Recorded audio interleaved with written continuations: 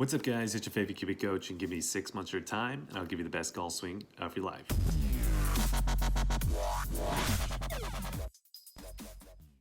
So welcome back to the channel. In this particular video, we have another before and after video for you guys today. And this video should be more proof on the subject of if you change the hands and arms in the club shaft, oftentimes a lot of the funky or weird looking body positions that you don't like on the downswing are also going to start to fix themselves.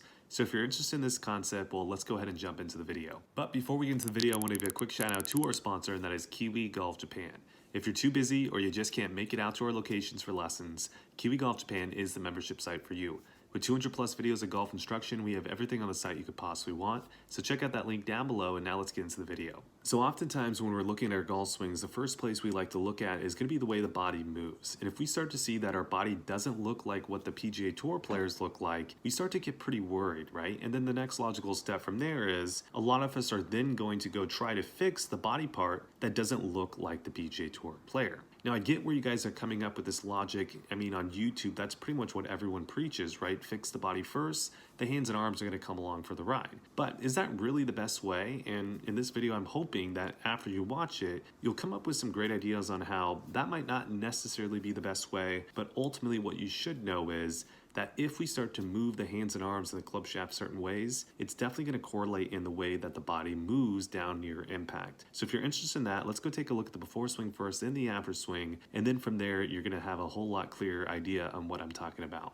So the main point I want to bring up first is going to be the body issue that this particular player had, and it's going to be early extension, which I'm sure a lot of you guys know exactly what I'm talking about because you guys probably have it in your own golf swing. So what we're going to find here is right around this position right here into the golf ball, the left shoulder really starts to raise, so he's moving into right side lateral bend quite a bit. We're seeing because of that left shoulder raising, as well as because he's really trying to arc the hands actually up around this position, the club head lowers to the ground quite rapidly, and then we get that really high handle delivery that we always talk about. And then ultimately the result after that is quite a bit of rotation on the shaft. The toe closes quite rapidly, and then we're getting kind of that inconsistency in starting line and just overall curvature control. So this is the point of the video where a lot of you guys, if you're watching your own swings and you saw this, okay, I need to fix the left shoulder, right? That would be the logical approach. And then you would go through maybe a how much and when framework or whatever you guys do and try to fix the left shoulder. But the issue is the root cause is still there, and that's going to be really what the hand path and the club shaft was doing in transition. So even if you fix the left shoulder,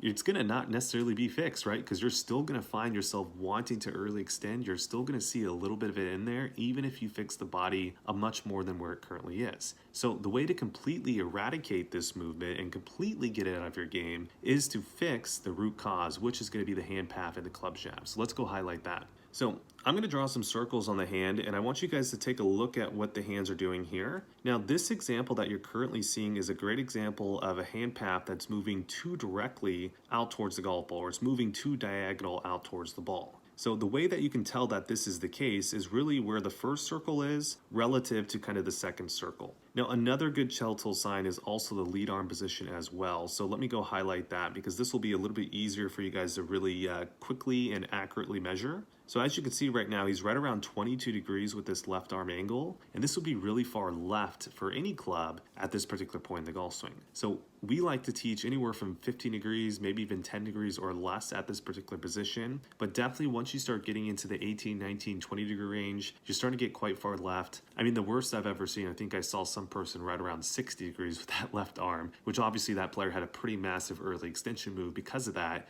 and really had to get a high handle to try to move that club head inside. So now that you guys have a pretty good visual of what too far out towards the golf ball looks like, let's go take a look at the after swing and look at an example of more of a neutral hand path. Now, this by no means in the after swing is a inside out hand path, right? So it's not necessarily looping behind him and then moving out towards the golf ball by any means, but he is moving much more neutral. And the way that you're going to be able to tell the difference, first off, is by these blue circles. You can kind of visibly see that. And then also you're going to see the difference at P6 with the left arm angle. Once we get to that position, you're going to see a really massive difference at that P6 left arm angle. So if we go ahead and zoom in on the left arm at P6, let's go draw the angle on the left arm in the before swing, or sorry, the after swing. So he's right around 12 degrees. And again, remember, he was like 22 degrees or something like that in the before swing, right? So 21, 22 degrees, somewhere right around there. So we have a pretty massive difference between the two. So again, this will be your telltale sign if your hands moved out towards the ball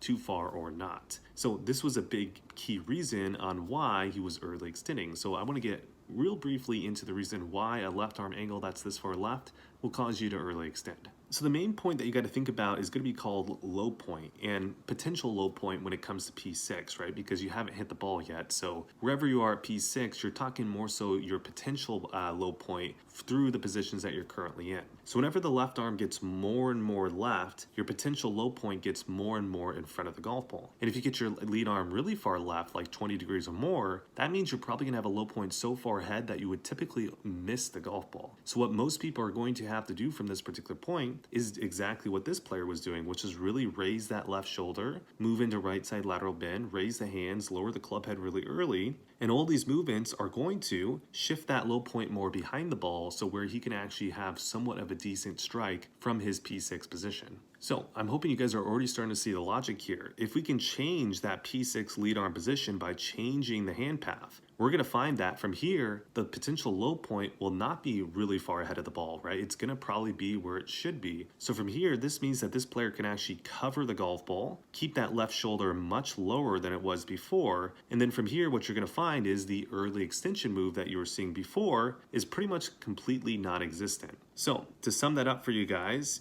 if we can change the way the hand paths move towards the golf ball, get that lead arm in a much better spot, the potential low point from there is going to be much closer to the golf ball as opposed to too far ahead of the golf ball. And then from there, the body is not going to want to early extend because it doesn't make sense anymore. So typically you're going to find that the body will move just like this after swing where the left shoulder stays lower longer and it doesn't extend anywhere near as much as it was before. I think you guys can visibly see the difference right here when I'm actually moving these two swings. So if you're one of those people that early extend, I think the best place to initially look at is going to be where the hands are moving relative to the golf ball. And if they're moving too far out towards the golf ball and your P6 lead arm is too far left, that's going to be the first place you want to fix to get rid of that early extension move. All right, that's it for you guys on YouTube. I hope you guys enjoyed the video. Before you guys click off, let me get into the main point that you guys got to understand. Yes, I know on YouTube, everyone's talking about you got to fix the body, and I totally get it. I do think the body is incredibly important. However, I'm under the camp where if we can change the hand path and club shaft, oftentimes that will change the body.